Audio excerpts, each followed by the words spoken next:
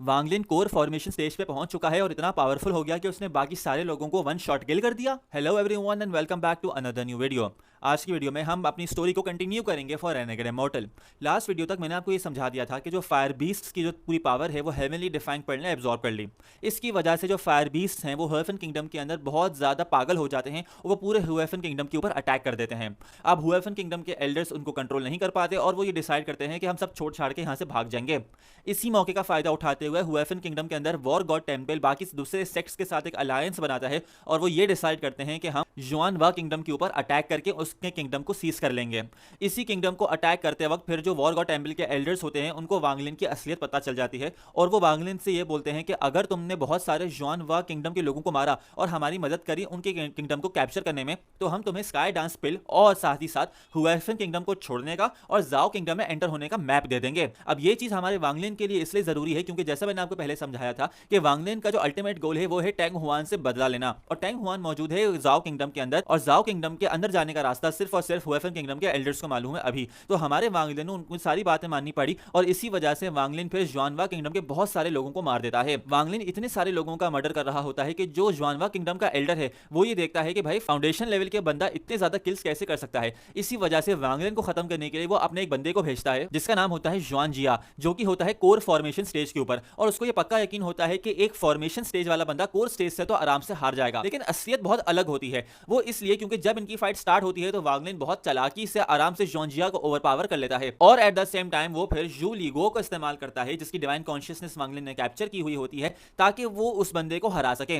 Ultimately जुआनवा का वो core formation stage का बंदा हार जाता है एंड वांगलिन उसकी जो कोर है उसको एब्जॉर्ब कर लेता है, जिसकी वजह से वांगलिन फाउंडेशन एस्टेब्लिशमेंट के लेट स्टेज के ऊपर पहुंच जाता है। अब ये स्टेज फॉल्स कोर होती है क्योंकि वांगलिन ने अपनी कोर को डेवलप नहीं किया होता बल्कि कोर स्टेज के बंदे की कोर को एब्जॉर्ब किया होता है, जिसकी वजह से उस बंदे की सारी पावर वांगलिन में आ जाती है। अब यहां तक तो हमारा वांगलिन अपनी फाउंडेशन स्टेज के लेट यानी सबसे टॉप पे पहुंच चुका है। अब अगला स्टेप होता है कोर फॉर्मेशन के लिए, जहां पे अब हम ये देखते हैं कि आखिर वांगलिन किस तरीके से फाउंडेशन लेवल से कोर पे जाता है। ड्यूरिंग दिस एंटायर वॉर जो हो रही होती है बिटवीन ह्वेफन किंगडम एंड जुआनवा किंगडम, एक लड़की ऐसी होती है जिसको फॉरबिडन बैटलफील्ड के अंदर वांगलिन ने बचाया होता है। अब वो लड़की वांगलिन के पास आती है और बोलती है मेरी बात सुनो, तुमको अगर मैप चाहिए तो मैं तुमको मैप लाके दूंगी, तुम्हें कोई काम करने की जरूरत नहीं है, लेकिन तुम मालियांग की जो बचपन की दोस्त है उसको और जिसके साथ वो उस पर चीट कर रही थी उसको, इन दोनों को जाके कत्ल कर दो क्योंकि इन दोनों ने मालियांग के साथ बहुत बुरा किया था और मैं चाहती हूं कि तुम मालियांग को इंसाफ दिलाओ। तो हमारा वांगलिन उसकी बात मान लेता है और उन दोनों लोगों को मार देता है, जिसकी वजह से फिर वांगलिन को पूरा मैप मिल जाता है।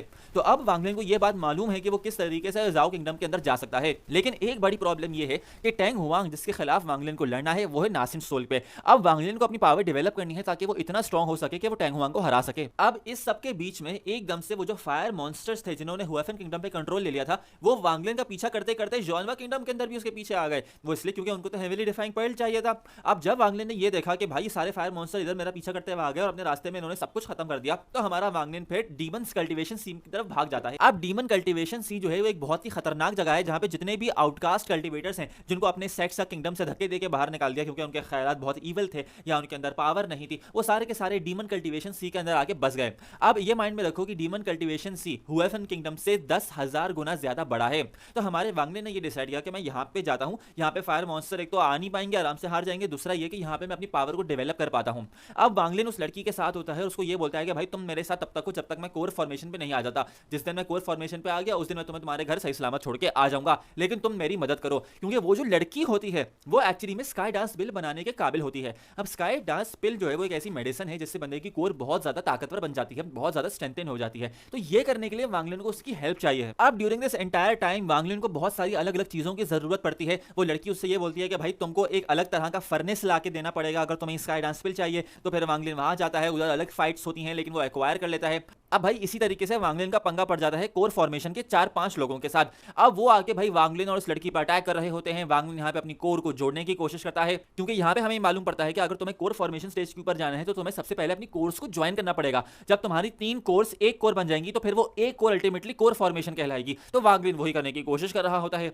अब ये पूरी फाइट हो रही होती है। वो जो 5 लोग होते हैं वो बेसिकली जो फर्नेस वांगलिन लेके आता है उस लड़की के लिए वो उनकी बहुत ज्यादा इंपॉर्टेंट चीज होती है जिसको वो लोग अल्टीमेटली खरीद नहीं पा रहे होते क्योंकि बहुत महंगी होती है। तो जब उनको ये पता चलता है कि कोई बंदा ऐसी लेके जा रहा है तो चलो हम चोरी कर लेते हैं उससे। अब वो लोग बिल्कुल हमारे वांगलिन को ओवर पावर कर रहे होते हैं, हमारा बेचारा वांगलिन कुछ कर नहीं पा रहा होता, लेकिन फिर वो लड़की उसके लिए थोड़ी हेल्प करती है।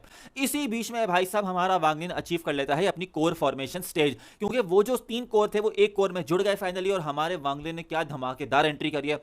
मतलब एंड में आके वो जो 5 लोग होते हैं ना, वो लोग समझो वांगलिन की वो जो लड़की होती है उसको मारने ही वाले होते हैं, और वो लड़की अपनी जिंदगी को सैक्रिफाइस करने को तैयार भी होती है वांगलिन के लिए, क्योंकि उसको ये बिलीफ होता है कि भाई वांगलिन ने मेरी जान बहुत दफा बचाई, तो चलो अब मैं उसके लिए कुछ करती हूँ। लेकिन जैसे ही उस लड़की की डेथ होने वाली होती है, भाई साहब वांगलिन आता है, एक बंदे को तो यूं ही मार देता है। मतलब वो 5 लोग थे ना, उनमें से एक तो फौरन ही मर जाता है, क्योंकि वांगलिन अपनी एक्सट्रीम कॉन्शियसनेस इस्तेमाल करता है। और फिर भाई उसके बाद क्या एंट्री होती है यार, क्या बैकग्राउंड म्यूजिक, और किस तरीके से वांगलिन का गुस्सा दिखाया जाता है कि वो पांचों के पांचों डर के भाग जाते हैं। मतलब वांगलिन तो अभी बना है कोर फॉर्मेशन, तुम लोग तो बहुत पहले से हो, लेकिन वो सब के सब डर के उनके हाथ में आ जाती है, वो सब के सब भाग जाते हैं। और भाई यहाँ पे हमारे वांगलिन का ऑरा एकदम मैक्स हो गया, वो बन चुका है कोर फॉर्मेशन। अब देखना यह है कि भाई वो अभी भी टैंग हुआंग से लड़ने के काबिल नहीं हुआ, उसको नासेंट सोल जितनी पावर चाहिए, तो वो आखिर किस तरीके से ये करेगा। और वो जो लड़की है, क्या वो इसी से शादी करेगा या किसी और से करेगा, ये सब हमें नेक्स्ट एपिसोड्स में पता चलेगा। इसलिए चैनल को सब्सक्राइब कीजिए, लाइक कीजिए, कमेंट कीजिए, एंड मिलते हैं आपसे अगली वीडियो में।